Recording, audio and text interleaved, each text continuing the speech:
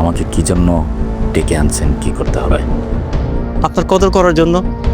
এই যে ঝিলটা দেখতেছেন, প্রায় 500 বিঘা, কত অযত্ন অবহেলায় পড়ে আছে, দেখলে কেমন মায়া লাগে। যে দেশে হাজার হাজার মানুষ রাস্তার পাশে রাত কাটায়, সেখানে এরকম একটা ঝিল অবহেলায় পড়ে থাকবে, এটা স্বাভাবিক না? তবে এই ঝিলে কিন্তু মাছও আছে। কি সুন্দর ফিলোসফি। আপনার এই ফিলোসফি ধরে যদি আমরা আগাই, এই ঝিলটা ভরাট করে যদি এখানে ফ্যাক্টরি করা হয়, শত শত কর্মসংস্থান হবে। আর এই যে আপনি বললেন হাজার হাজার মানুষ রাস্তায় শুয়ে থাকে, তাদেরও তো মাথা গোজাটা ঠাই হবে। বিষয়টা মানবিক না? হ্যাঁ, মানবিক তো অবশ্যই। তবে এটা সরকারের খাস জমি, সরকার যদি চায় তাহলে তো সবই সম্ভব, তাই না? আপনি একজন বুদ্ধিমান মানুষ। সরকারই তো জনগণ, জনগণের সম্পদ।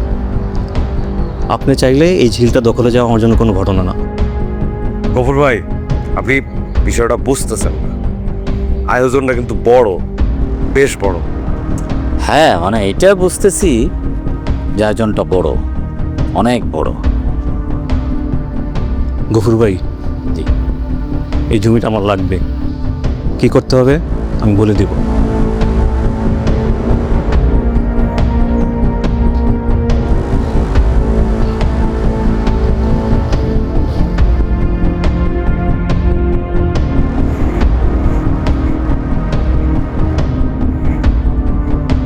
$20 লাখ।